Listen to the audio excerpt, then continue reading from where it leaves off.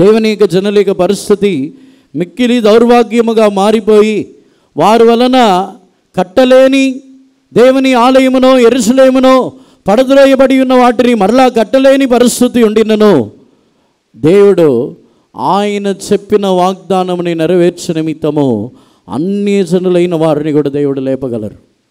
దేవునికి అసాధ్యమైన కార్యం ఏమీ లేదు. మనము దేవుని వాగ్దానములని పూర్తిగా నమ్మాలి. దేవుని వాగ్దానములు నా జీవితంలో నెరవేర్చబడునా, నా జీవితంలో ఇన్ని ఆటంకముల మధ్యలో ఇంత బలహీనమైన జీవితము సమసిల్లిపోయి శూన్యమైన పరిస్థితిలో ఉన్న నా జీవితంలో వాగ్దానము నెరవేరునా అని ఎంత మాత్రమును సందేహపడవద్దు. తన వాగ్దానముని నెరవేర్చుటకు ఏమైనా చేయగలిగిన దేవుడే మన యొక్క దేవుడు. ఆయన వాగ్దానము చేసిన దానిని నెరవేర్చు నిమిత్తము ఆ సందర్భములో దేనినైనా ఆయన చేయగలరు. మన దేవుడు వాగ్దానములో నమ్మకస్తుడు. దేవుని యొక్క పరిశుద్ధ నామమునకు స్తోత్రం. మన యొక్క ధ్యానము కొరకు జెఫన్యా 3వ అధ్యాయము 12వ వాక్యముని చదవండి. జెఫన్యా 3వ అధ్యాయము 12వ వాక్యము. దుఃఖితులకు దీనులను యెహోవా నామమును ఆశ్రయించు, జనశేషముగా నీ మధ్య నుండనిత్తును. ఇంగ్లీష్లో జెఫన్యా 3:12.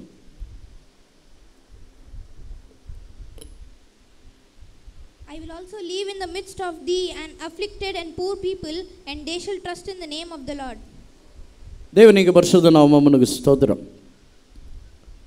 దుఃఖితులకు దీనులైన దేవుని యందలి ఆశ్రయముగా ఉన్న జనులుగా నిన్ను ఉండనిత్తును.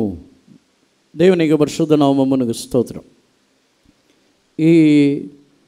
ఈ వాగ్దానముని గురించి మనం ఈ ధ్యానించి చూసినట్లయితే ఈ వాగ్దానం వచ్చి పాత నిబంధన కాలములో ఉన్నవారికి చెప్పబడుచున్న వాగ్దానము కాదు. ఈ వాగ్దానం వచ్చి క్రొత్త నిబంధన కాలములోనే అది జరుగుతున్నది. దేవునికి పరిశుద్ధ నామమునకు స్తోత్రం. ఈ 3 అనుభవములు గలవారు వీరినే నేను మిగిల్చి ఉంచేదను. ఒకటి దుఃఖితులైన వారు అని తెలుగులో మనం చదువుతున్నాం. ఇంగ్లీష్లో అఫ్లిక్టెడ్ అంటే హింసింపబడిన వారు, కొన్ని కారణముల చేత హింసింపబడిన వారు, వారు బాధపరచబడిన వారు. దేవునికి పరిశుద్ధ నామమునకు స్తోత్రం. రెండవదిగా దీనులైన వారు, మిక్కిలి దీనులైన వారు లేకపోతే తగ్గింపు గలవారు అని చెప్పవచ్చు. మూడవదిగా దేవుని యందలి నిరీక్షణ గలవారు, దేవుని యందలి నమ్మిక గలవారు.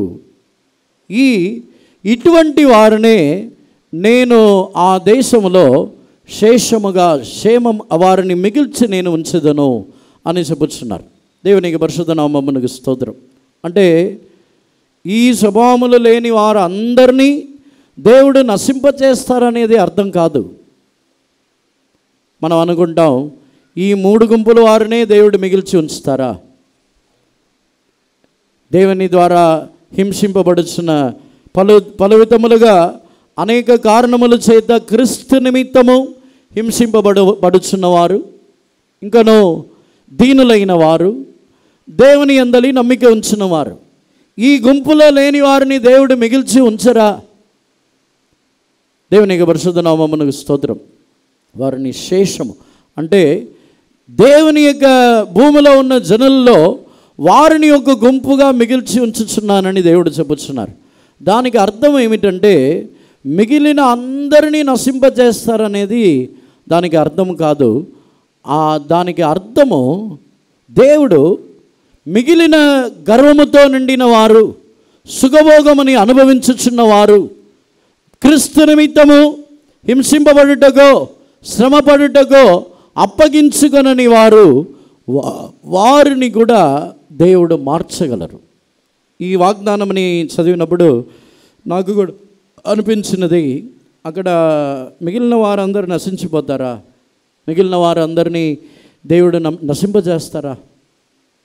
వారు ఇటువంటి వేరే దుష్ట స్వభావంతో ఉన్నవారు అందరినీ దేవుడు నశింపజేయించిన మనసుతో ఉన్నారా అనే ఆలోచన వచ్చి ఉన్నది. కానీ అప్పుడు దేవుడు బయలుపరుచున్న కార్యము, వారిని దేవుడు నశింపజేయటం లేదు, దేవుడు ఒక రూపాంతర క్రియని వారిలో కూడా దేవుడు జరిగించుచున్నారు. దేవునికి పరిశుద్ధ నామమునకు స్తోత్రం. ఒకవేళ మనలో ఇటువంటి మంచి స్వభావములు లేని వారై దుష్ట స్వభావములతో, గర్వముతోనూ, అహంకారముతోనూ, కోపముతో, క్రోధముతో మన యొక్క జీవితంలో మనము కనబడినట్లయితే నిశ్చయముగా మనల్ని మనం సమర్పించుకున్నప్పుడు మనల్ని కూడా ఆయన సంపూర్ణముగా మార్చుచున్న దేవుడు. దేవునికి పరిశుద్ధ నామమునకు స్తోత్రం. ఏ విధముగా ఆయన మార్చుచున్నారంటే చదవండి, ఇదే జెఫన్యా 3వ అధ్యాయము 9వ వాక్యమని మనం చదివినప్పుడు చదవండి. అప్పుడు జనులందరూ యెహోవా నామమును బట్టి ఏక మనస్కులై ఆయనను సేవించినట్లు నేను వారికి పవిత్రమైన పెదవులను ఇచ్చెదను. For then will I turn to the people of pure language, that they may all call upon the name of the Lord to serve him with one consent. దేవుని ఆరాధించే నిమిత్తము నేను వారికి పవిత్రమైన పెదవులను ఇచ్చెదను. దేవునికి పరిశుద్ధ నామమునకు స్తోత్రం. ఒక వ్యక్తిని దేవుడు మంచి స్వభావములు కలిగిన వ్యక్తిని, అంటే ఒక దుష్ట స్వభావం గల వ్యక్తి మంచి స్వభావం గలవాడుగా మారు నిమిత్తము దేవుడు ఆ వ్యక్తిలో దేవుడు ఉపయోగించుచున్న ఒక విశేషమైన కార్యం ఏమిటంటే వారిని దేవుని ఆరాధించువారుగా మార్చుచున్నారు. దేవునికి పరిశుద్ధ నామమునకు స్తోత్రం. ఈరోజు ఎవరు కూడా అవిశ్వాసముతో ఈ మాటల్ని వినవద్దు. అందరిని కూడా విశ్వాసముతో, దేవుని యొక్క వాగ్దానముల యందు విశ్వాసముతో ఈ మాటలని వినండి. దేవునికి పరిశుద్ధ నామమునకు స్తోత్రం. దేవుని ఆరాధించుచున్న మనలో ఇప్పటి వరకు ఒకవేళ మన యొక్క పెదవులు అపవిత్రముగా కనబడవచ్చు. దేవుని ఆరాధించుచున్న అనేకుల్లో ఈ దినముల్లో అపవిత్రమైన పెదవులు కనబడుచున్నది. దేవుని ఆరాధించుచున్న అనేక క్రైస్తవుల మధ్యలో పరిశుద్ధమైన పెదవులు లేదు, అపవిత్రమైన మాటలని మాట్లాడుచున్నారు. అనేకులు అబద్ధములతో, కపటములతో, పలవితములైన అసహ్యమైన మాటలతో నిండిన వారై అపవిత్రమైన పెదవులు గలవారుగానే కనబడుచున్నారు. దేవునికి పరిశుద్ధ నామమునకు స్తోత్రం. యెషయా ప్రవక్త కూడా తన్ను అపవిత్రమైన పెదవులు గలవారి మధ్యలో నేను నివాసము చేయుచున్నాను, నేను అపవిత్రమైన పెదవులు గలవాడిని చెప్పినప్పుడు అక్కడ దేవుడు బలిపీఠములో నుండి ఒక అగ్నిని తీసుకుని వచ్చి యెషయా ప్రవక్త యొక్క పెదవులని ముట్టుచున్నాడు. అప్పుడు అతని యొక్క పెదవులు పరిశుద్ధపరచబడి ఉన్నది. దేవునికి పరిశుద్ధ నామమునకు స్తోత్రం. కానీ క్రొత్త నిబంధన కాలంలో బలిపీఠములో నుండి ఒక అగ్నిని తీసుకుని వచ్చి ఆయన తాకుటము లేదు, కానీ పరిశుద్ధాత్మిక దేవుడు ఆయనే అగ్ని వంటి నాలుకల వలె ఆయనే ప్రతి ఒక్కరి యొక్క తలల మీద దిగి వారి యొక్క నాలుకని పరిశుద్ధపరచుచున్నారు. దేవునికి పరిశుద్ధ నామమునకు స్తోత్రం. మన జీవితంలో ఒక వ్యక్తి యొక్క స్వభావాన్ని, ఒక వ్యక్తి యొక్క దుష్ట స్వభావాన్ని మార్చు నిమిత్తము దేవుడు మొట్టమొదటిగా చేయుచున్న క్రియ వారి యొక్క పెదవులని పరిశుద్ధపరచుచున్నారు. దేవునికి పరిశుద్ధ నామమునకు స్తోత్రం. ఎందుకంటే మనుషులు తమ యొక్క జీవితంలో వారు మోసపోయిన కార్యమే, వారు తమ యొక్క జీవితంలో అపవాది యొక్క తంత్రమైన మాటలు, ఆ అపవాది యొక్క పెదవులు, అపవాది యొక్క తంత్రమైన మాటల ద్వారానే మోసపోయి ఉన్నారు. దేవునికి పరిశుద్ధ నామమునకు స్తోత్రం. దేవుడు అపవాదిని, సర్పము మనుషులతో కుయుక్తిగా మాట్లాడి వారిని మోసపరిచి ఉన్నది. దేవునికి పరిశుద్ధ నామమునకు స్తోత్రం. నాలుక పరిశుద్ధముగా లేకపోతే, పెదవులు పరిశుద్ధముగా లేకపోతే, మన యొక్క భాష అది పరిశుద్ధమైనదిగా లేకపోతే దేవుని మనం ఆరాధించలేం, స్తుతించలేం.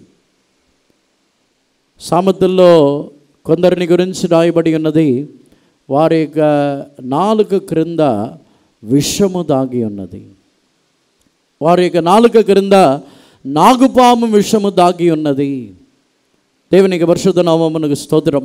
దేవుడు మన యొక్క జీవితంలో మనల్ని సర్ప సంతానముగా కాకుండా దేవుని సంతానముగా మార్చు నిమిత్తము ముందుగా ఆయన మన యొక్క పెదవులని, నాలుకని, భాషని మార్చుచున్నారు. విశ్వసించేదాము. దేవునికి పరిశుద్ధ నామమునకు స్తోత్రం. మనము సర్ప సంతానమే. మనం వచ్చి మన యొక్క పెదవులు, నాలుక ఏది కూడా మంచి నాలుక, మంచి పెదవులు కాదు, గర్వముగా మాట్లాడే పెదవులు. మన యొక్క నాలుక ఫలవితములైన దూషణమైన మాటలని మాట్లాడే పెదవులు, బూతులు, అసహ్యమైన మాటలు, అబద్ధములు, కపటమైన మాటలు, మాయ మాటలు అన్నిటినీ పలికే పెదవులు. ఆ పెదవులతో ఉండి ఉన్న మనల్ని ఎలా దేవుడు మార్చగలరు? ఆయన మార్చు నిమిత్తమే మొట్టమొదటిగా ఆయన చేయించిన కార్యము, ఆయన మన యొక్క భాషని పరిశుద్ధముగా మార్చుచున్నారు. దేవుని స్తుతించుచున్న కొలది మనం అనుకొనుచున్నాము, ఇంకా నా భాష మారలేదు, ఇంకను నా యొక్క అపవిత్రమైన పెదవులు మారలేదని అనుకొనుచున్నాము. ఏమాత్రము కూడా సమస్యలిపోవద్దు. విశ్వాసముతో దేవుడు నా యొక్క అపవిత్రమైన పెదవులని మార్చగలరని విశ్వాసముతో దేవుని ఆరాధించుతూనే ఉండండి. నిశ్చయముగా మన యొక్క పెదవులు మార్చబడుచున్నది. యాకోబు రాసిన పత్రికలో 3వ అధ్యాయములో చదువుచున్నప్పుడు ఒకే నాలుకలో నుండి తీయనిది, చేదైనది రెండును రాకూడదు అని చెప్పుచున్నాడు. చదవండి. యాకోబు రాసిన పత్రిక 3వ అధ్యాయము 8వ వాక్యము నుండి చదవండి. ఏ నరుడును నాలుకను సాధు చేయనేరడు, అది మరణకరమైన విషముతో నిండినది, అది నిరర్గళమైన దుష్టత్వమే. But the tongue can no man రోజు tame. చదవండి. దీనితో తండ్రి అయిన ప్రభువును స్తుతింతుము, దీనితోనే దేవుని పోలికగా పుట్టిన మనుషులను శపింతుము. ఒక నోటి నుండి ఆశీర్వచనమును శాపవచనమును బయలువెళ్ళును. నా సహోదరులారా, ఇలాగుండకూడదు. But the tongue can no man tame. It is an unruly evil, full of deadly poison. Therewith bless we God, even the Father, and therewith curse we men, which are made after the similitude of God. Out of the same mouth proceedeth blessing and cursing. My brethren, these things ought not so to be. దేవుని యొక్క పరిశుద్ధ నామమునకు స్తోత్రం. మొట్టమొదటిగా ఆయన మన యొక్క పెదవులని శాపగ్రస్తమైన విషముతో నుండి ఉన్న మన యొక్క పెదవులని, నాలుకని ఆయన దేవుని ఆరాధించటం ద్వారా దానిని మార్చుచున్నారు. నిజముగా యథార్థముగా హృదయాంతరములో నుండి దేవుని స్తుతించుచు ఉన్నట్లయితే నిశ్చయముగా మన యొక్క పెదవులు పరిశుద్ధపరచబడుచున్నది. ఒకవేళ అపవిత్రమైన పెదవులతో దేవుని యొక్క సన్నిధానమునికి వచ్చి ఉండవచ్చు, తగ్గించుకొని యెషయాలాగా, అవును ప్రభువా, నాలో అపవిత్రమైన పెదవులు ఉన్నాయి, నేను అపవిత్రమైన మాటలు గలవానునే అని తగ్గించుకొని, ప్రభువా నన్ను క్షమించండి, మిమ్మల్ని స్తుతించుచున్న ఒక ధన్యత ఇచ్చి ఉన్నారు కదా, పరిశుద్ధమైన మిమ్మల్ని, పరిశుద్ధుడైన దేవుని స్తుతించుచున్న ధన్యత నాకు ఇచ్చి ఉన్నారు కనుక అపవిత్రమైన పెదవులతో నేను ఎలా స్తుతించగలను, నన్ను క్షమించము అని దేవుని స్తుతించుచూ ఉన్నప్పుడు, విశ్వాసముతో దేవుని ఆరాధించుచునే ఉన్నప్పుడు మన యొక్క జీవితంలో మన యొక్క పెదవులని ఆయన మార్చుచున్నారు. మన యొక్క గర్వ స్వభావముని ఆయన పూర్తిగా మన యొక్క జీవితంలో ఆయన మార్చుచున్నారు. దేవుని యొక్క పరిశుద్ధ నామమునకు స్తోత్రం. ఇటువంటి స్వభావములని కలిగించిన నిమిత్తము కొందరిలో, జనుల్లో దేవుడు కొన్ని కార్యములని దేవుడు చేసి ఉన్నారు. దానిని గురించి ఈరోజు మనం ధ్యానించబోతున్నాం.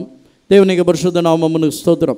12వ వాక్యములో, జెఫన్యా 3వ అధ్యాయం 12వ వాక్యములో చదివిన ప్రకారముగా అక్కడ 3 విధములైన స్వభావములు గలవారు, దుఃఖితులైన వారు, దీనులైన వారు, దేవుని యందలి నమ్మిక ఉంచిన వారు, వీరిని ఇటువంటి వారుగా మార్చు నిమిత్తము దేవుడు కొన్ని కార్యములను చేయించున్నారు.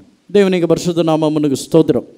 దేవుడు వారిని మార్చు నిమిత్తము చేయించిన విషయంలో మొదటిగా నిర్గమకాండము 3వ అధ్యాయము 17వ వాక్యముని చదవండి.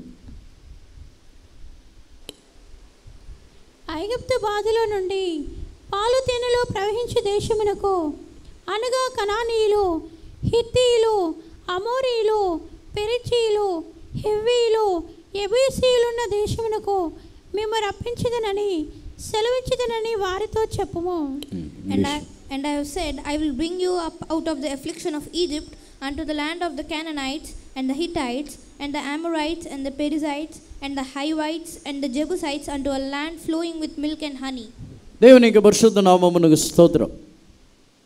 దేవుడు ఈ స్వభావము గలవారుగా మార్చ నిమిత్తము ఇశ్రాయేల్ జనుల్ని, యాకోబు యొక్క కుమారులైన వారిని ఐగుప్తుకు తీసుకుని వెళ్ళిన తర్వాత ఐగుప్తులో వారిని ఫరో యొక్క చేతికి అప్పగించి ఉన్నారు. ఫరో యొక్క చేతికి అప్పగించి వారిని హింసించి బాధపెట్టి దుఃఖితులుగా వారు తమ యొక్క జీవితంలో దుఃఖపడుచున్న వారుగా మారి ఉన్నారు. దేవునికి పరిశుద్ధ నామమునకు స్తోత్రం. వారిని నేను మిగిల్చి ఉంచుదును. తమ యొక్క జీవితంలో వారైతే యాకోబు వెళ్ళిన తర్వాత ఐగుప్తులో నుండి వారు తమ యొక్క జీవితంలో బయటకు వచ్చే ఆ ఉద్దేశం లేని వారుగా ఉన్నప్పుడు దేవుడు వారిని ఇటువంటి ఒక వారిని హింసించిన నిమిత్తము ఆ శ్రమపడి బానిసలుగా మార్చబడి కొట్టబడుటకు అన్నిటికీ కూడా వారిని దేవుడు అప్పగించి ఉన్నారు. దేవునికి పరిశుద్ధ నామమునకు స్తోత్రం. అప్పుడే వారు దేవునిని చూసి మొరపెట్టుచున్నారు.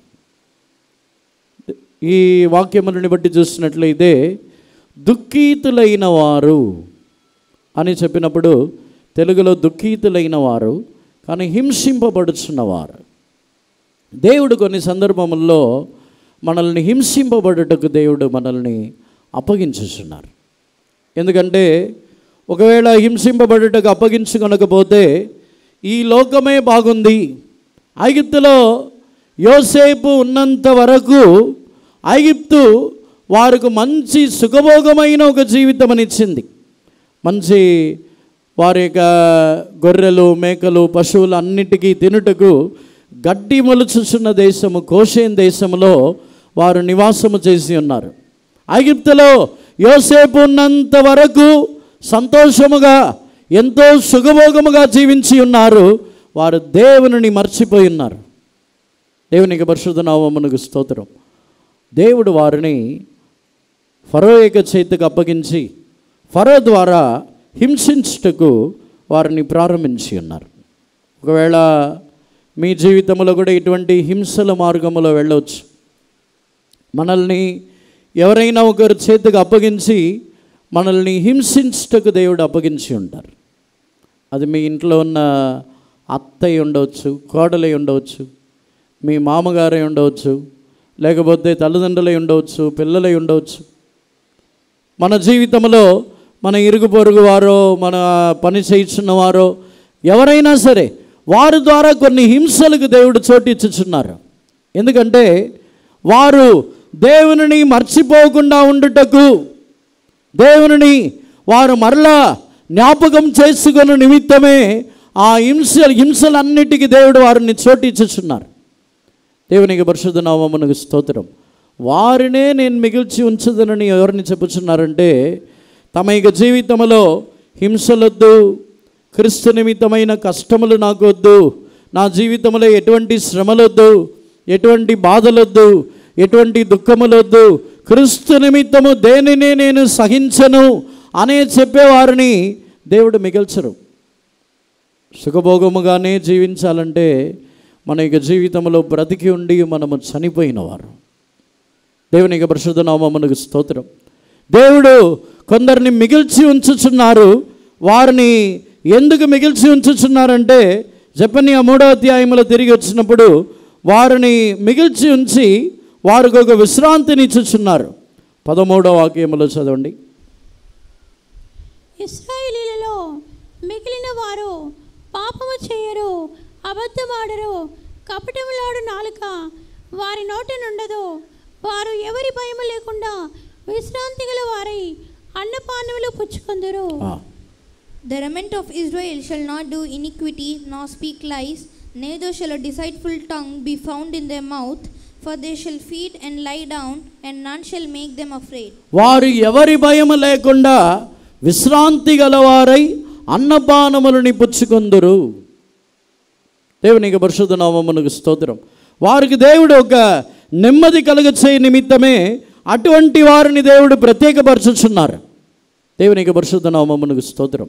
ఒకవేళ సుఖభోగముగా జీవించిన వారిని ఐగుప్తులో నుండి దేవుడు విడిపించి నేను కనాన్ దేశమునకు తీసుకెళ్తానంటే వస్తారా?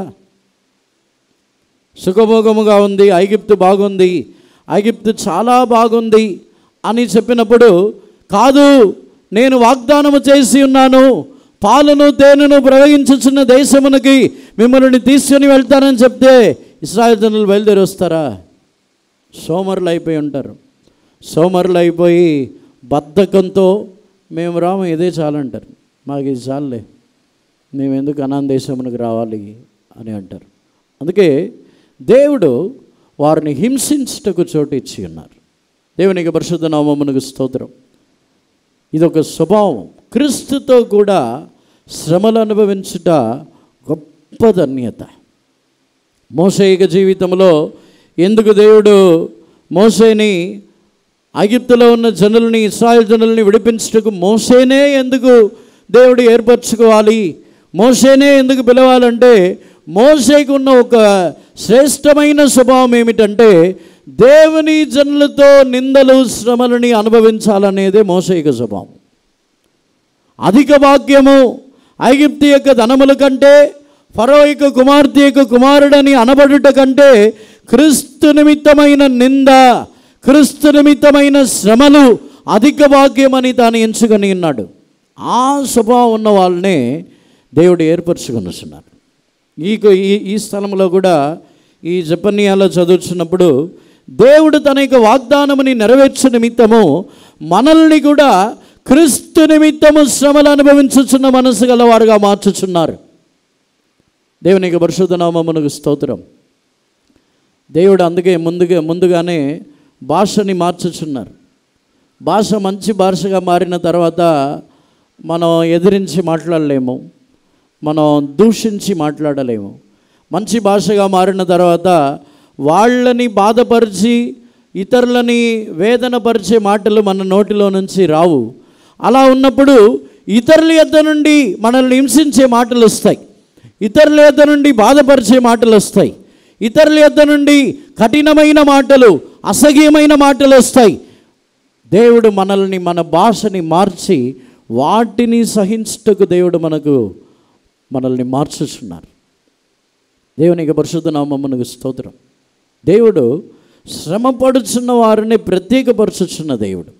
దానికి ఉదాహరణముగా న్యాయాధిపతుల్లో మనం చదువుతున్నప్పుడు అక్కడ గిద్యోను ద్వారా యుద్ధమునకు వెళ్ళుటకు ప్రత్యేకపరిచినప్పుడు ఆ సంగతులన్నిటినీ మనం ఎరిగినప్పుడు దేవుడు 300 మందిని ప్రత్యేకపరచుచున్నారు. అందులో చూసినట్లయితే వారు లోకము యొక్క సంతోషముని పూర్తిగా అనుభవించేవారు కాకుండా తమకు కావలసినంత మట్టుకే త్రాగినవారు.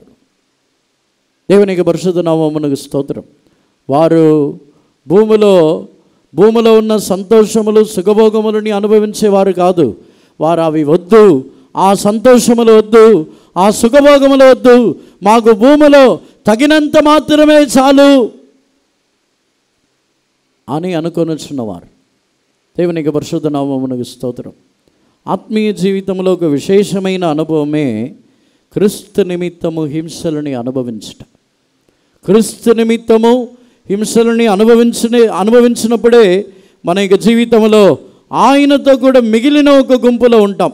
హెబ్రీయులకు రాసిన పత్రిక 2వ అధ్యాయమునకు వచ్చినప్పుడు యేసు ప్రభు గురించి రాయబడిన కార్యం ఏమిటంటే ఆయనని హింసల ద్వారా సంపూర్ణపరచుట దేవుని చిత్తమై ఉన్నది అని దేవుడు తేటగా చెప్పుచున్నారు. చదవండి 2వ అధ్యాయము 10వ వాక్యం అని చదవండి. హెబ్రీయులకు రాసిన పత్రిక 2వ అధ్యాయము 10వ వాక్యం. ఎవని నిమిత్తమో సమస్తమును ఉన్నవో, ఎవని వలన సమస్తమును కలుగుచున్నవో, ఆయన అనేకులైన కుమారులను మహిమకు తెచ్చుచుండగా వారి రక్షణకర్తను శ్రమల ద్వారా సంపూర్ణునిగా చేయుట ఆయనకు తగును. For it became him for whom are all things, and by whom are all things, in bringing many sons unto glory, to make the captain of this salvation perfect through sufferings. దేవునికి పరిశుద్ధ నామమునకు స్తోత్రం. తన రక్షణకర్తని శ్రమల ద్వారా సంపూర్ణుడుగా చేయటం అనేది దేవుని చిత్తమై ఉన్నది. అంటే ఆ గుంపు, దేవుడు ఒక గుంపుని మిగిల్చి ఉంచుతాను. అందులో మొదటి వారే ఈ శ్రమ పడుచున్నవారు. దుఃఖితులైన వారిని తెలుగులో ఉంది, అది కరెక్ట్గా లేదు. అఫ్లిక్టెడ్ అంటే హింసింపబడిన వారు, శ్రమ పొందిన వారు. దేవునికి పరిశుద్ధ నామమునకు స్తోత్రం. అంటే మన యొక్క జీవితంలో క్రీస్తు నిమిత్తము ఎన్ని శ్రమలైనను ఎన్ని నిందలైనను క్రీస్తు నిమిత్తము నేను సహించుటకు సిద్ధముగా ఉన్నాననే మనసుని దేవుడు మన యొక్క జీవితంలో తీసుకుని వచ్చేస్తున్నారు. దేవునికి పరిశుద్ధ నామమునకు స్తోత్రం. ఎందుకంటే ఆ శ్రమలు, అపోస్తలుడైన పౌలు చెబుతున్నాడు, క్రీస్తు నిమిత్తము శ్రమలు అనుభవించుట, క్రీస్తుతో కూడా శ్రమలలో పాలివాడుగా మారినందుకు నేను ధన్యున్నై ఉన్నాను. ఎందుకు ధన్యత గలవాడంటే తాను చెబుతున్నాడు, ఇప్పటి కాలము, ఈ కాలపు శ్రమలు రాబోయే మహిమకు ఎన్న తగినవి కాదు. ఈ శ్రమలని సహించుటకు నేను ధన్యత కలిగి ఉన్నానని ఎందుకు చెబుతున్నాడంటే, రాబోచున్న దినములలో దేవుడు మనకు అనుగ్రహించబోచున్న మహిమకు పాత్రలుగా శ్రమపడేవారిని ఎన్నుకొనుచున్నారు. ప్రతిఫలం అనేది శ్రమలు లేకుండా రాదు. కష్టపడకుండానే, యుద్ధము చేయకుండా జయము రాదు, కష్టపడకుండా పంట రాదు, శ్రమ పడకుండా ఏ ప్రతిఫలమునో రాదు. నేను బాగానే ఉన్నాను కదా, నాకు ఏ కష్టాలు వద్దు, నాకు ఎటువంటి నిందలొద్దు, నాకు ఎటువంటి ఇబ్బందులు వద్దు, ఏ విధమైన పోరాటములు వద్దు, ఏమీ వద్దు అని నేను సాధారణంగా ప్రశాంతంగా జీవిస్తే చాలు. కొంతమంది ప్రశాంతత కొరకు పార్కులకు వెళ్ళి ప్రశాంతంగా ఉంటున్నారు, బీచ్లకు వెళ్ళి ప్రశాంతంగా కూర్చోవాలి.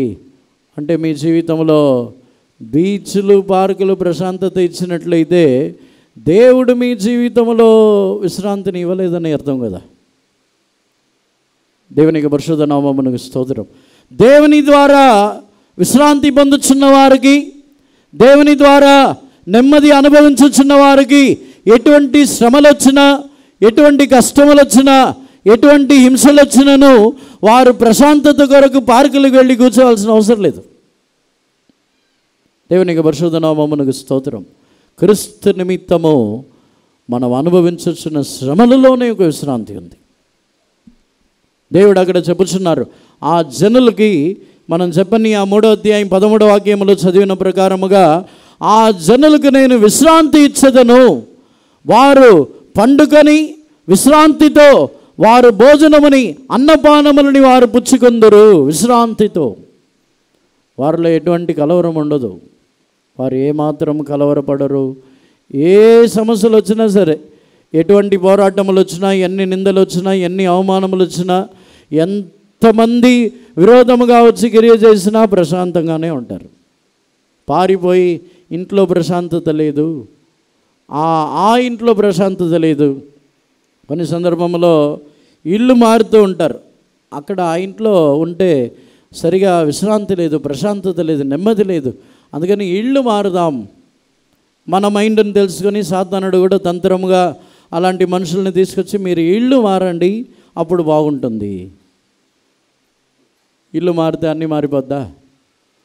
కొన్ని సందర్భంలో సాతానుడికి పోరాటం చాలా పోరాటంగా ఉందని చెప్పి ఇల్లు మారుతారు. ఆ ఇల్లు మారితే ఆ ఇంటికి దారి తెలియదా? సాతానుడికి దారి తెలియదేంటి? ఈవెన్ సేవకులు, విశ్వాసులు కూడా ఇలాంటి ఆలోచనలు ఇస్తున్నారు. ఈ ఇంట్లో సాతానుడు పోరాటం ఉంది, ఈ ఇంట్లో ఉండవద్దు, వేరే ఇల్లు మారిపండి. ఆ ఇంటికి రాడా? ఈ ఇంటికి వచ్చినవాడు ఆ ఇంటికి రాడా ఏంటి? చాలామంది ఇలాంటి దుష్ట ఆలోచనలు ఇవి. దేవుడు శ్రమలు అనుభవించుటకు, క్రీస్తు నిమిత్తము శ్రమలు అనుభవించాలని ఎవరైతే తీర్మానించుకొనుచున్నారో వారు నెమ్మది కలిగి ఉంటారు. దేవునికి పరిశుద్ధ నామమునకు స్తోత్రం. క్రీస్తు నిమిత్తము ఎన్ని హింసలు వచ్చినను సహించుటకు కృప కావాలని కోరుచున్నవారు ఆ కృప ద్వారా వారు నెమ్మది గలవారై ఉంటారు. వారిని దేవుడు ప్రత్యేకపరచుతున్నారు. లేదు కష్టాలొద్దు, ఎటువంటి హింసలు బాధల్ని మేము సహించలేము, ఎక్కడైనా పారిపోవాలనిపిస్తుంది, ఎక్కడైనా వెళ్ళిపోవాలనిపిస్తుంది. ఎక్కడికి వెళ్తే నెమ్మది దొరికిద్ది? ఏ ఊరికి వెళ్తే దొరికిద్ది? అమెరికాకి వెళ్తే దొరికిద్దా? అమెరికాలో ఉన్న వాళ్ళకి ప్రాబ్లం అయితే ఇండియాకి వస్తారు, ఇండియాలో ఉన్న వాళ్ళకి ప్రాబ్లం వస్తే అమెరికాకి వెళ్తారు. దేవునికి పరిశుద్ధ నామమునకు స్తోత్రం. ఏ ఊరు వెళ్ళినా, ఏ ప్రాంతమునకు వెళ్ళినా, ఏ మనుషుల దగ్గరికి వెళ్ళినా హింసింపబడటం మారదు. కానీ క్రీస్తు నిమిత్తము హింసింపబడుటకు ఎవరైతే తీర్మానించుకొని ఉన్నారో, తన యొక్క శరీరముని అప్పగించుకొని ఉన్నారో, వారి యొక్క జీవితంలో ఒక విశ్రాంతి ఉంటుంది. ఆ విశ్రాంతి గల జనముని దేవుడు ప్రత్యేకపరచుచున్నారు. దుఃఖితులైన వారు అని చెప్పినట్లయితే కలవరములతో నిండిన వారు కాదు, హింసింపబడినను విశ్రాంతితో ఉన్నవారు, హింసింపబడినను ధైర్యముగా ఉన్నవారు. అపోస్తలుడైన పౌలు తన యొక్క పత్రికల్లో రాయించినప్పుడు, మేము హింసింపబడినను మీకు ఆదరణగా ఉన్నాము, మేము శ్రమ పెట్టబడినను మేము ధైర్యముగా ఉన్నాము. దేవునికి పరిశుద్ధ నామమునకు స్తోత్రం.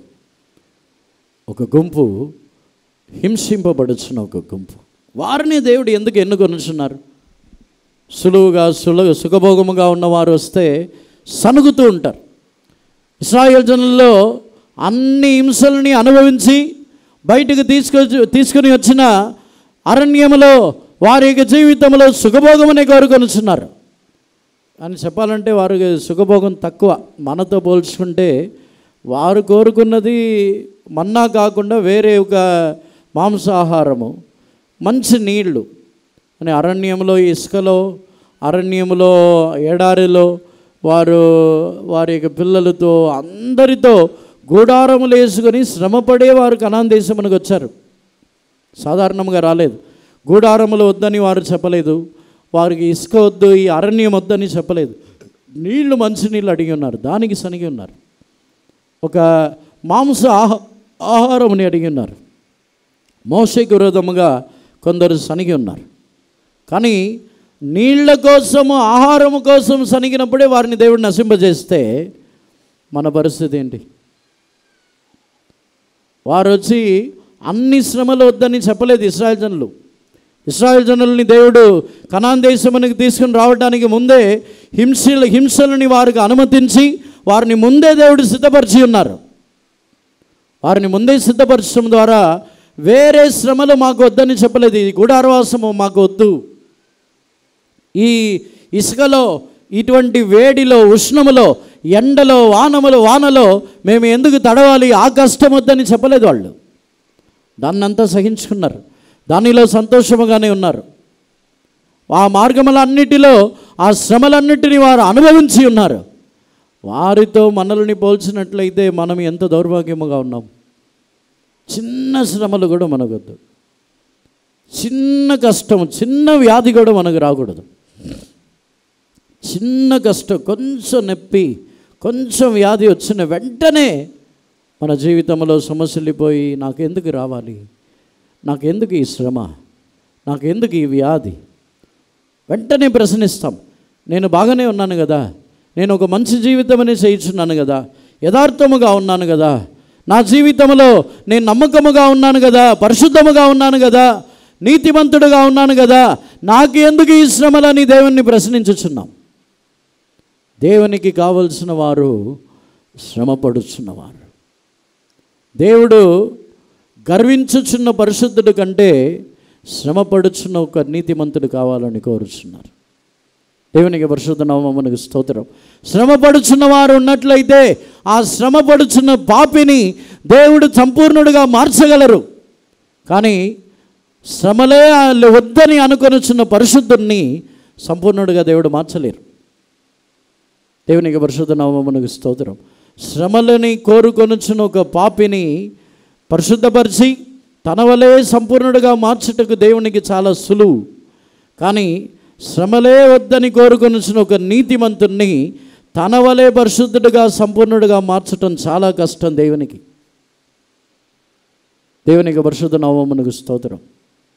అందుకే దేవుడు ఈ గుంపు వారిని ప్రత్యేకపరుచుచున్నారు. శ్రమలు అనుభవించుచున్నవారు, హింసలని క్రీస్తు నిమిత్తం అనుభవించటకు సిద్ధపడినవారు. ఈరోజైనా ఇప్పటి నుంచైనా క్రీస్తు నిమిత్తము నేను శ్రమలు అనుభవించటకు సిద్ధముగా ఉన్నాను. క్రీస్తు నిమిత్తమైన ఎటువంటి నిందలు, లేని మాటలు, అబద్ధముగా పలుకుచున్న మాటలు, చెడ్డ మాటలు ఏది వచ్చినా క్రీస్తు నిమిత్తము నేను సహించటకు సిద్ధముగా ఉన్నానని తీర్మానించండి.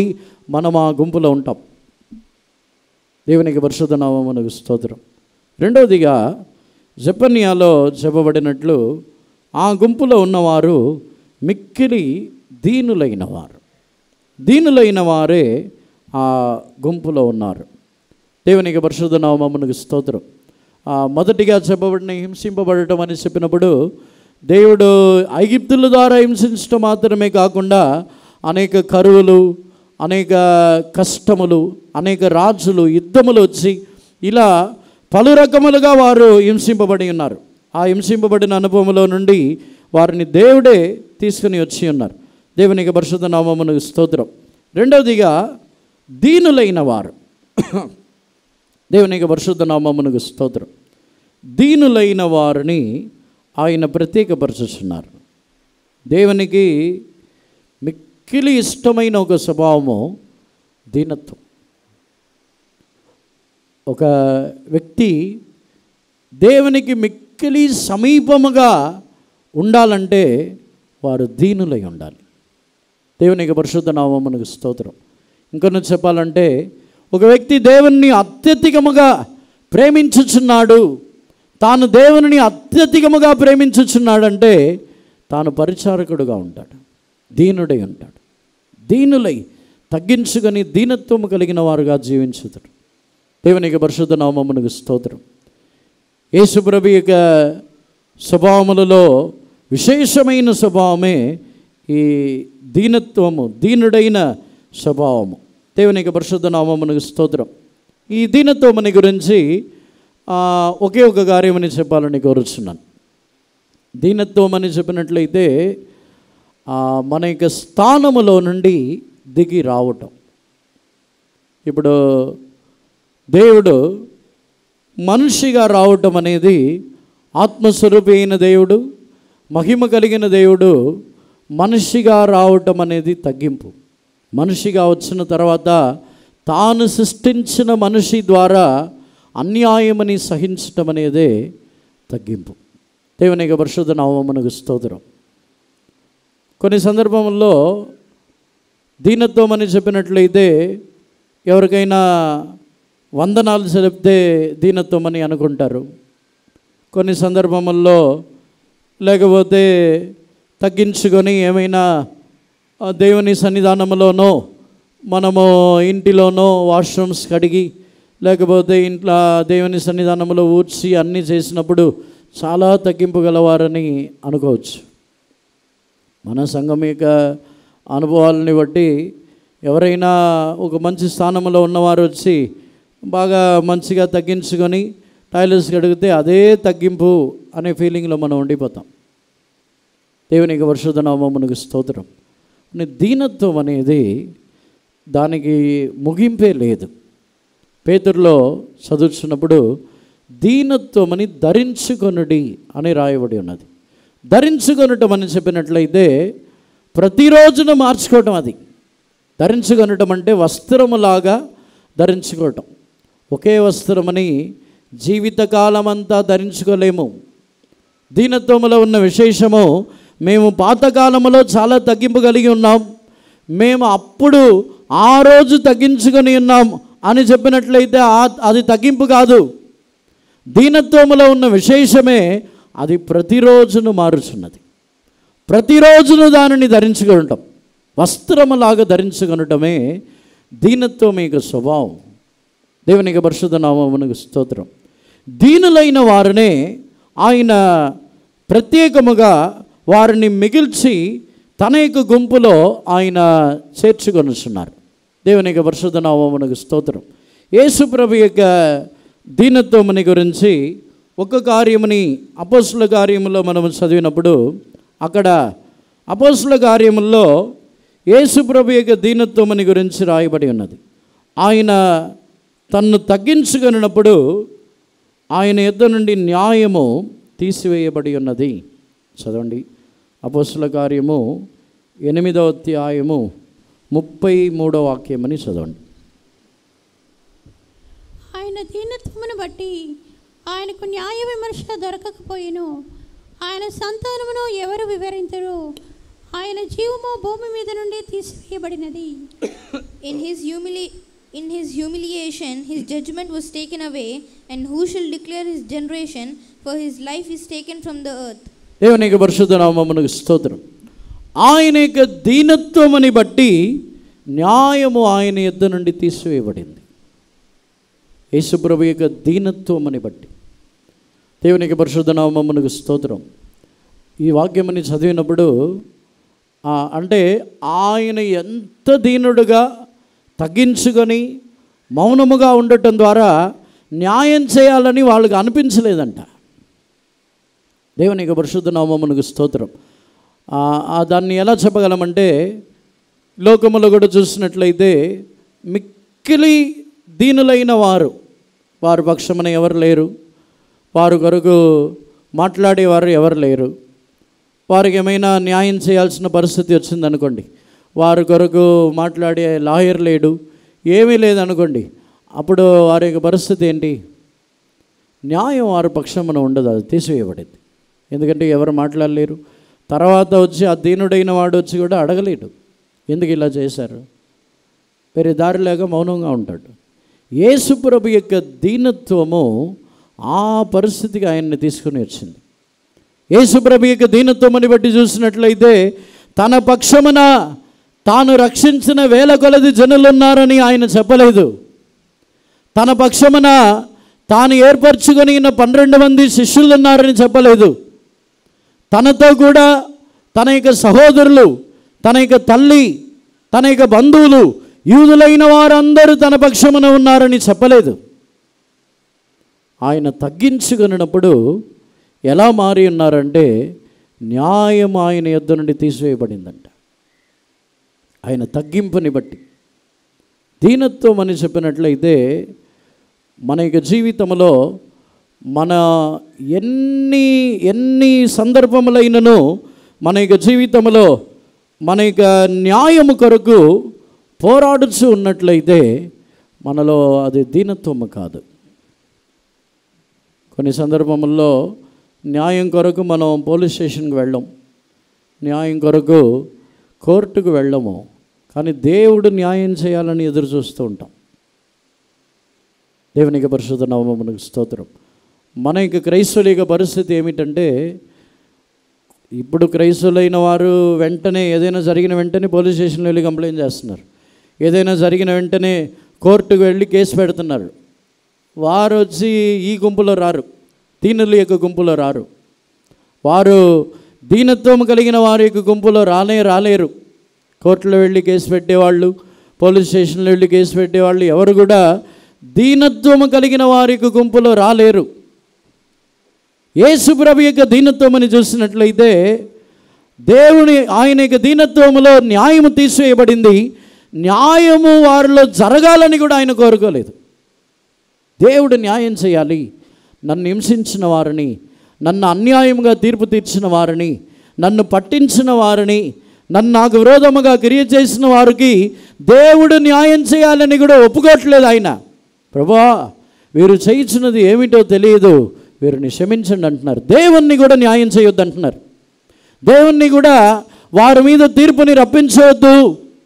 నేను చంపబడటము, నేను కొట్టబడటము అన్యాయమే, ఆ అన్యాయమని తీసుకొని వచ్చిన వారి మీద న్యాయం చేయవద్దు అంటున్నారు.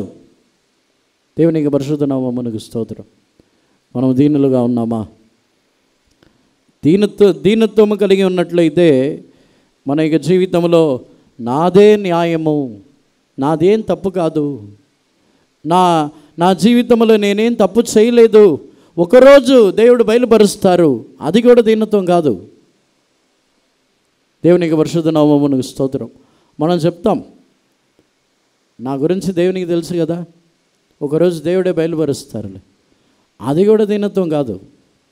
మనం సహించుకుంటున్నాం, ఓర్చుకుంటున్నాం, మన జీవితంలో అన్యాయముని సహించుకుంటున్నాం, కానీ ఆ న్యాయం జరగడానికి వెయిట్ చేస్తున్నాం, కనిపెట్టుచున్నాం, అది కూడా దీనత్వం కాదు. ఆ న్యాయం జరగకూడదు. దేవుడు మన యొక్క జీవితంలో నిశ్చయముగా మనల్ని అన్యాయముగా తీర్పు తీర్చినప్పుడు, అన్యాయముగా మన మీద నేరం మోపినప్పుడు భూమిలో మనకు న్యాయం జరగాల్సిన అవసరమే లేదు. పరలోక రాజ్యంలో దేవుడు న్యాయం తీర్చుచున్న దేవుడు, భూమిలో దేవుడే బయలుపరుస్తారులే నా గురించి. మనం ఏదో గొప్ప పరిశుద్ధులు నీతిమంతుల్లాగా చెప్తాం, నా గురించి దేవునికి తెలుసులే, దేవుడే బయలుపరుస్తారు వాళ్ళకి, అది కూడా అవసరం లేదు. నిజముగా మనం తగ్గించుకున్నట్లయితే, నిజముగా మనం దీనులుగా మనల్ని తగ్గించుకున్నట్లయితే, మనల్ని పాపులుగానే వారు అనుకోనివ్వండి, మనల్ని అక్రమం చేయవారులాగానే అనుకోనివ్వండి, అలాగే అనుకోనివ్వండి. పరలోక రాజ్యంలో మనకు ప్రతిఫలం దొరికితే చాలు. భూమిలో మనల్ని ఎవరు మనుషులు నీతిమంతులని పిలవాల్సిన అవసరం లేదు. భూమిలో మనకు న్యాయం దొరకాలని అవసరమే లేదు. భూమిలో పాపులుగానే అనుకోనివ్వండి, భూమిలో అందరూ మనల్ని తక్కువగానే చూడనివ్వండి, అదే మంచిది.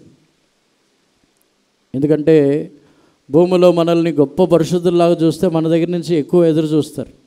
మనం ఏదో గొప్ప కార్యం చేస్తాం, అద్భుతములు చేస్తామని. పరిశుద్ధులు చేయలేడు, పాపి చేయలేడు, దేవుడే చేయాలి. ఏ మనుషులు నరమాత్రుడు ఎవరిని ఏమీ చేయలేరు. అన్ని దేవుని యొక్క కనికరము దేవుని ద్వారానే జరగాలి. కానీ జనుల యొక్క ఎదురు చూడటం ఎక్కువ ఉంటాయి. దేవునికి పరిశుద్ధ నామమునకు స్తోత్రం. అందుకే జనులు మనల్ని పాపులుగానే అనుకోవటం మంచిది. దీనులుగానే ఉందాం. మన ద్వారా ఏ గొప్ప కార్యము జరగదు, దేవుడు మన ద్వారా ఏ గొప్ప కార్యమని చేయరని అనుకోనివ్వండి. అప్పుడే దేవుని నామం మహిమపరచబడిద్ది. లేకపోతే వీరు చాలా పరిశుద్ధులు, అందుకే దేవుడు గొప్ప కార్యం చేశారని దేవుని నామం కంటే వీళ్ళు పరిశుద్ధులేక నామం ఎక్కువగా ఉంటాయి.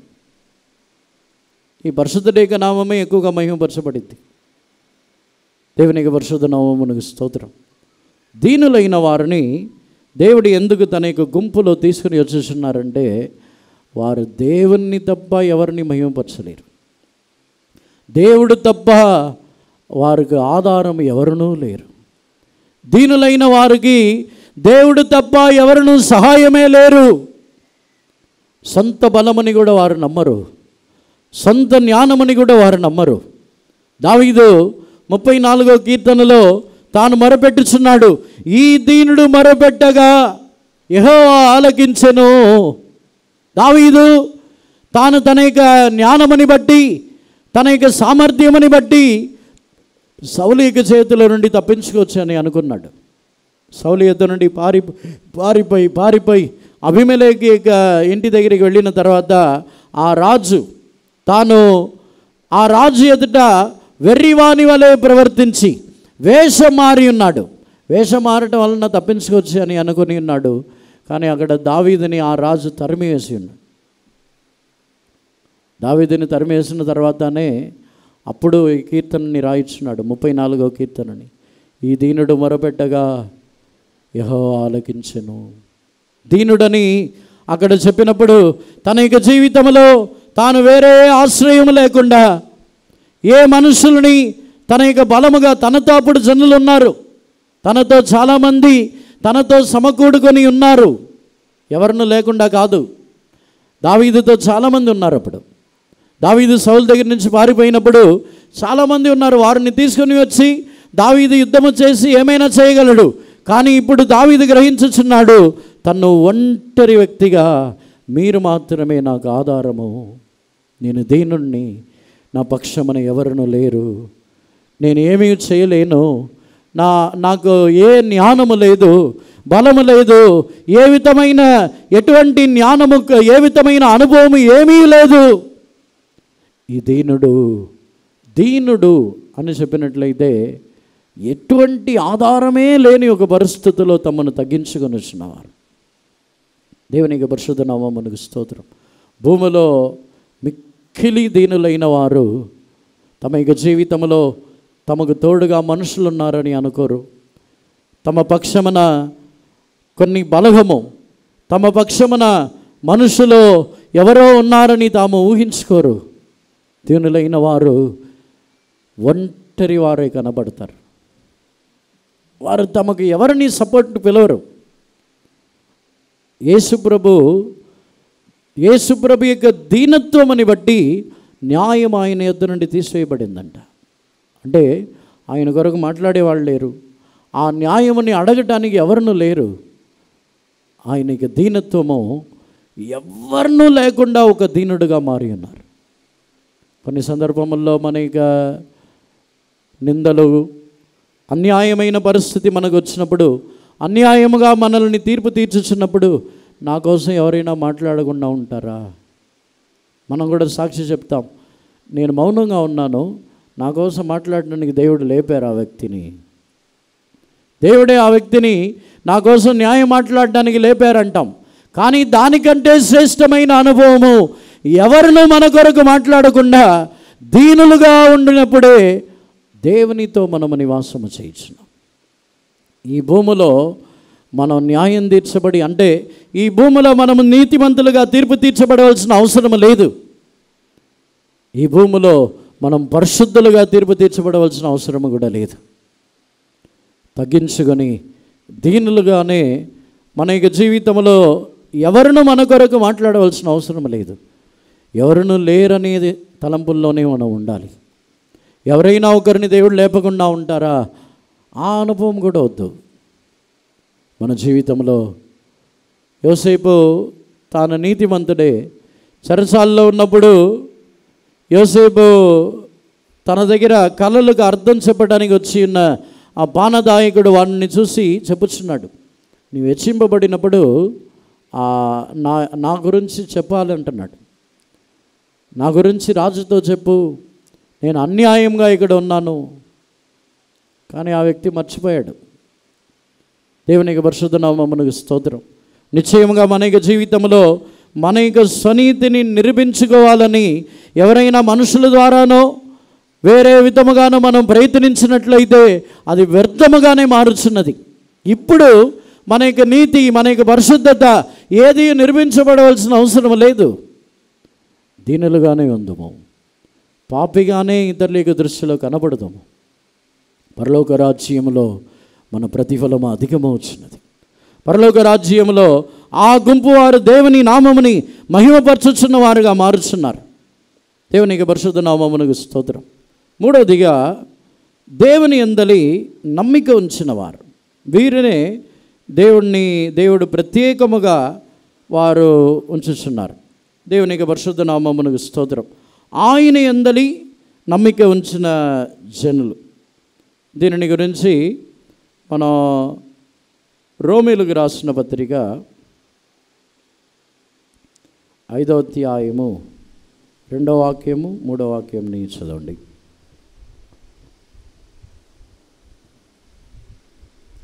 మరియు ఆయన ద్వారా మనము విశ్వాసం వలన ఈ కృపయందు ప్రవేశము గల వారమై అందులో నిలిచి ఉండి దేవుని మహిమను గూర్చిన నిరీక్షణను బట్టి అతిశయపడుచున్నాము. అంతేకాదు శ్రమ ఓర్పు పరీక్షను, పరీక్ష నిరీక్షణను కలగజేయునని ఎరిగి శ్రమల యందును అతిశయపడదము. By whom also we have access by faith into this grace wherein we stand, and rejoice in hope of the glory of God. And not only so, but we glory in tribulations also, knowing that tribulations worketh patience, and patience experience, and experience and hope. And hope maketh not ashamed, because the love of God is shed abroad in our hearts by the Holy Ghost which is given unto us. దేవునికి పరిశుద్ధ నామమునకు స్తోత్రం. అపోస్తలుడైన పౌలు రోమీయులకు ఈ కార్యముని రాయిస్తున్నాడు, నిరీక్షణని గురించి రాయిస్తున్నాడు. ఇటువంటి మహిమ కలిగిన నిరీక్షణ మనకున్నది కాబట్టి మనము అతిశయపడుచున్నాము. దేవునికి పరిశుద్ధ నామమునకు స్తోత్రం. ఆ నిరీక్షణ మనల్ని సిగ్గుపరచదు అని చెప్పుచున్నాడు. ఈ నిరీక్షణ గల వారికే దేవుని యొక్క ప్రేమ వాని యొక్క హృదయములలో కుమ్మరించబడుచున్నది. ఎందుకు నిరీక్షణ గలవారిని లేకపోతే నమ్మిక గలవారినే ఆ గుంపునే దేవుడు ఎందుకు ప్రత్యేకపరచుచున్నారంటే వారి హృదయముల్లోనే దేవుని ప్రేమ కుమ్మరించబడుచున్నది. 5వ వాక్యంని మరలా చదవండి. 5వ అధ్యాయము 5వ వాక్యం. అంతేకాదు శ్రమ ఓర్పును, ఓర్పు పరీక్షను, పరీక్ష నిరీక్షణను కలుగజేయనని ఎరిగి శ్రమల యందును అతిశయపడదము. ఎందుకనగా ఈ నిరీక్షణ మనల్ని సిగ్గుపరచదు. మనకు అనుగ్రహింపబడిన పరిశుద్ధాత్మ ద్వారా దేవుని ప్రేమ మన హృదయములలో కుమ్మరింపబడి ఉన్నది. చాలు. And patience experience, and experience hope, and hope make it not ashamed, because the love of God is shed abroad in our hearts by the Holy Ghost which is given unto us. దేవుని ప్రేమ పరిశుద్ధాత్మ ద్వారా మన హృదయములలో కుమ్మరించబడి ఉన్నది కనుక ఆ నిరీక్షణ మనల్ని సిగ్గుపరచదు. అంటే ఈ వాక్యముని బట్టి ధ్యానించి చూసినట్లయితే నిరీక్షణ గలవారినే నమ్మిక గలవారినే దేవుడు ఎందుకు ప్రత్యేకముగా తీసుకుని వచ్చుచున్నారంటే ఆ నిరీక్షణ గలవారి యొక్క హృదయములలోనే దేవుని ప్రేమ పరిశుద్ధాత్మిక అభిషేకము ద్వారా కుమ్మరించబడుచున్నది. వారి యొక్క నిరీక్షణ మహిమ కలిగిన నిరీక్షణ. వారి యొక్క నిరీక్షణ ఏమిటంటే మహిమ పొందుదము అనే నిరీక్షణ. క్రీస్తుని ప్రేమించి ఆ ప్రేమ వారి హృదయంలో కుమ్మరించబడటం ద్వారా ఆ ప్రేమతో జీవించుచున్న వారు మహిమ నుండి మహిమకు మహిమ పొందుదమని ఒక నిరీక్షణ గలవారు. క్రీస్తు దేవుని యొక్క ఆ నిరీక్షణగా ఉన్నారు. మనకు ఆయనే నిరీక్షణగా ఉన్నారు. మనల్ని నిత్యములో మహిమపరచుదురు అనే ఒక నిరీక్షణ యేసు ప్రభు ద్వారానే మన యొక్క జీవితంలో దేవుడు మనకు అనుగ్రహించి ఉన్నారు. దేవుని యొక్క పరిశుద్ధ నామమునకు స్తోత్రం. 2వ కొరింథీయులు కూడా చదివినప్పుడు ఈ నిరీక్షణని గురించి మనం చదువుతున్నాం. 2వ కొరింథీయులకు 1వ అధ్యాయం 9వ వాక్యముని చదవండి.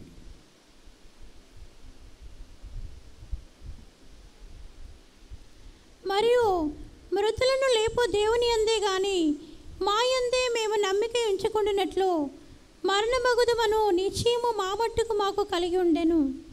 But we had the sentence of death in ourselves, that we should not trust in ourselves, but in God which raiseth the dead. దేవునికి పరిశుద్ధ నామమునకు స్తోత్రం. అపోస్తలుడైన పౌలు దేవుని యందలి నిరీక్షణ గలవాడై ఉన్నాను, ఈ నిరీక్షణ మనల్ని సిగ్గుపరచదని ఏ కార్యమని గురించి చెప్పుచున్నాడంటే పునరుత్థానమని గురించిన నిరీక్షణ. మేము మమ్మల్ని నమ్మి ఉండలేదు, నిరీక్షించలేదు, జీవింపచేయుచున్న యేసునందు నిరీక్షణ ఉంచి ఉన్నాం. పునరుత్థానమని కలుగచేయుచున్న దేవుని మీదే నిరీక్షణ ఉంచి ఉన్నాము. దేవునికి పరిశుద్ధ నామమునకు స్తోత్రం. పునరుత్థానమని గురించిన నిరీక్షణ లేకపోతే మరణ భయంతో ఉంటాం. వారు క్రీస్తుతో కూడా నివాసము చేయలేరు. యేసు ప్రభుతో కూడా నివాసం చేయాలంటే వారికి పునరుత్థానముని గురించిన ఒక నిరీక్షణ కావాలి. క్రీస్తు యొక్క ప్రేమతో నింపబడినప్పుడు ఆయన యొక్క ప్రేమని బట్టి మరణమే వచ్చినను వారు ఆయనతో కూడా నివాసము చేయదము, పునరుత్థానములో ఉందమని ఒక నిరీక్షణ అదే. దేవునికి పరిశుద్ధ నామమునకు స్తోత్రం. ఈ నిరీక్షణ యేసు ప్రభుని ప్రేమించడం ద్వారానే వచ్చింది. యేసు ప్రభుని ప్రేమించేవారు భూమిలో ఎక్కువ కాలం జీవించాలని అనుకోరు. యేసు ప్రభుని ప్రేమించేవారు ఎప్పుడు వచ్చేదరు ప్రభువా, ఎప్పుడు నేను మీతో కూడా నివాసము చేయుటకు వచ్చేదను, ఎప్పుడు నేను నిత్యములో నీతో కూడా ఉందును, ఇటువంటి వాంఛతో ఉంటారు. మనం అటువంటి వాంఛతో ఉన్నామా? మరణం వస్తుందని చెప్పిన వెంటనే భయపడిపోయి మరణము నుండి తప్పించుకోవడానికి ఏమేమి చేయాలో అన్నీ చేస్తాం. మరణం వచ్చింది, మరణం వస్తుందో ఏమో, చనిపోతారేమో. పౌలు చెప్పుచున్నాడు, మరణము నాకు లాభం అంటున్నాడు. క్రీస్తు నాకు జీవము, మరణము నాకు లాభము. యేసు ప్రభు మీద ఉన్న ప్రేమని బట్టి నేను మరణిస్తే యేసు ప్రభుతో ఉంటాను, అది నాకు లాభం అంటున్నాడు పౌలు. చనిపోతే యేసు ప్రభు దగ్గర ఉంటాను. యేసు ప్రభుని ప్రేమించే వారికి ఈ నిరీక్షణ ఉంటుంది. ఆ ప్రేమ మన హృదయంలో కుమ్మరించబడి ఉన్నది కనుక ఆ నిరీక్షణ మనల్ని సిగ్గుపరచదు. ఎందుకు సిగ్గుపరచదంటే యేసు ప్రభుని ప్రేమించుచున్నాము గనక ఆయనతో కూడా నివాసము చేయుచున్న ఒక వాంఛ, ఆయనతో కూడా జీవించేదమనే ఒక వాంఛ మనల్ని సిగ్గుపరచదు. దేవునికి పరిశుద్ధ నామమునకు స్తోత్రం. మరణ భయంతో ఉన్నవారు యేసు ప్రభుతో నివాసము చేయలేరు. వారిని దేవుడు మిగిల్చడం లేదు, వారిని ప్రత్యేకపరచడం లేదు. మరణ భయము నుండి తొలగించి నిత్య జీవముని గురించిన నిరీక్షణ గలవారై మనల్ని ఆయన మార్చుచున్నారు. అందరిని కూడా కన్నులు మూసుకొనుదాము. ఆత్మలో ప్రేరేపణ కలిగిన వారు మోకాళ్ళ మీద నిలబడి, ప్రభా నన్ను కూడా ఈ గుంపులో నన్ను మిగిల్చండి ప్రభా, శ్రమలు అనుభవించుచున్న ఒక గుంపులో నేను ఉండాలి ప్రభా. మోషేలాగా దేవుని జనులతో శ్రమలు అనుభవించి నిందలు అనుభవించుటయే అధిక భాగ్యమని మేము ఎంచుకోవాలి ప్రభా. ఆ గుంపులోనే మేము ఉండాలి. ఆ గుంపులో ఉంటేనే మనం పరలోక రాజ్యమునకు వచ్చి చేరగలము. లేకపోతే ప్రతి శ్రమలకు మనం సనుగుతూనే ఉంటాం, చిన్న చిన్న కష్టములకు సనుగుతూనే ఉంటాం. వీలైన వారందరూ మోకాళ్ళ మీద నిలబడండి. ఈరోజు ఒక తీర్మానం చేయండి, ప్రభా నేను శ్రమలు అనుభవించుటకు, అంటే క్రీస్తు నిమిత్తము ఎన్ని శ్రమలైనా సహించుటకు మీ కృప ఇవ్వండి. శ్రమలు అనుభవించుటకు నేను కోరుచున్నాను ప్రభా. క్రీస్తు నిమిత్తము నిందలు వచ్చిన అదే అధిక భాగ్యమని నేను ఎంచుదునని తీర్మానం చేయండి. నేను క్రీస్తు వలె దీనుడుగా తగ్గించుకొనుచున్నాను ప్రభా. నా పక్షమున ఎవరునూ లేకపోయినను యేసు ప్రభులాగా ఆయన దీనత్వముని బట్టి న్యాయము తీసివేయబడింది. వారు ఆయన దీనత్వమని చూసి ఉన్నారు. దీనత్వం అంటే నేను దీనుడు దీనుడు దీనుడు అని ఆయన చెప్పుకోలేదు. ఆయన పక్షమున ఎవరు లేరు, ఆయన తరపున మాట్లాడేవారు ఎవరు లేరు, ఆయన కోసం మాట్లాడేవారు ఎవరు లేరు. ఆయన కూడా మాట్లాడలేదు, మౌనముగా ఉన్నారు. మిక్కిలి దీనుడుగా, పేదవాడిలాగా, ఏ జ్ఞానము లేని వాడిలాగా.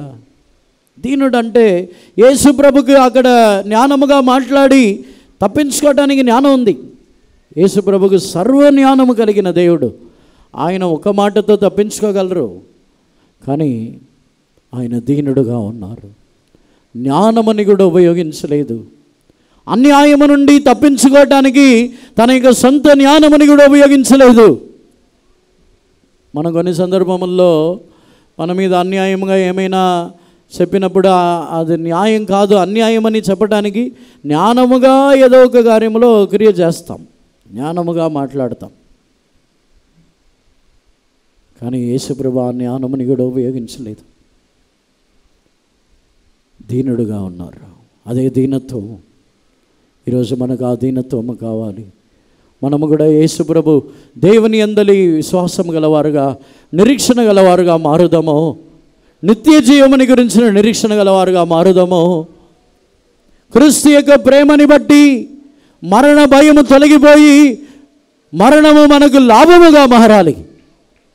మరణం మనకు దుఃఖము కాదు, మరణం మనకు నష్టము కాదు. చాలామంది మనకు నష్టం, పరలోక రాజ్యానికి లాభం అంటున్నారు. ఆ మాట కరెక్ట్గా నాకు అనిపించట్లేదు. మనకు కూడా నష్టం కాదు. దేవుడు అదే స్థానములో ఇంకా అనేకుల్ని దేవుడు లేపగలరు. నష్టమేమి కాదు. దేవుడు నష్టమని కలిగించుచున్న దేవుడు కాదు.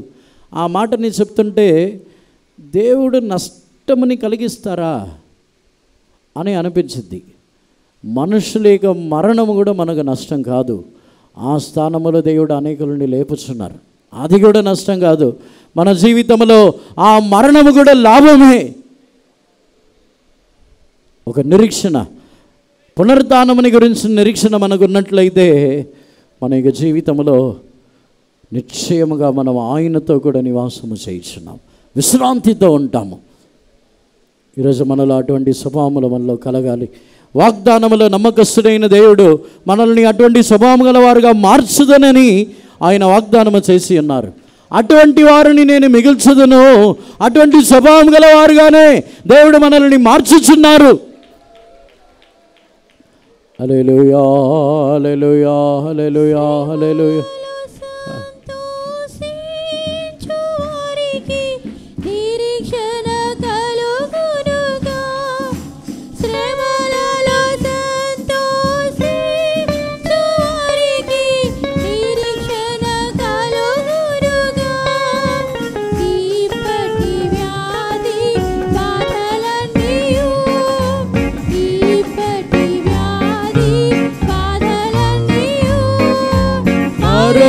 దీవించువారు నిత్య మహిమను పొందెదరు.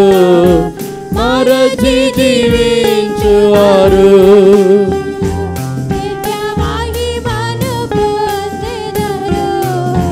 హర్షించెదను ప్రియ యేసుతో ఆర్భటింతుము జయధ్వనితో. హర్షించెదము ప్రియ యేసుతో ఆర్భటింతుము జయధ్వనితో. శ్రమలలో సంతోషించు వారికి నిరీక్షణ కలుగునుగా. శ్రమలలో సంతోషించు వారికి నిరీక్షణ.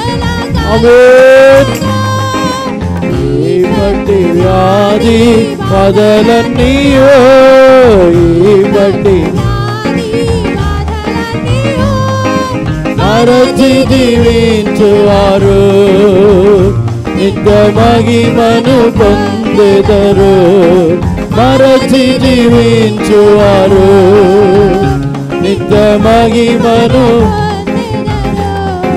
మరచి జీవించువారు నిత్య మహిమను పొందెదరు.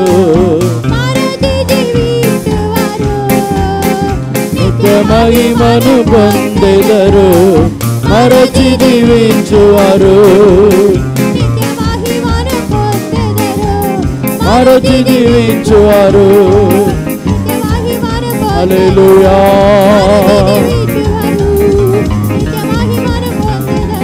హల్లెలూయా హల్లెలూయా.